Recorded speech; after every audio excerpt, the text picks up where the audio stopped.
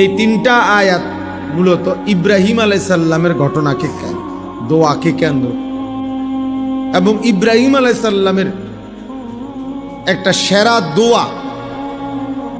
ইব্রাহিম আলাইহিস সালাম একজন অন্যতম নবী রাসূল, আল্লাহ তাআলার বহুতই পছন্দের মহব্বতের প্রিয় একজন নবীর নাম হলো ইব্রাহিম আলাইহিস সালাম।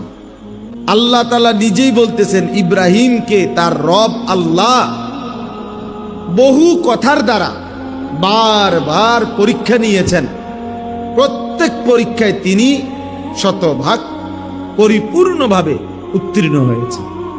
আল্লাহর এমন একজন নবী ছিলেন, এমন একজন বন্ধু ছিলেন যাকে আল্লাহ তাআলা বারবার পরীক্ষা করছে।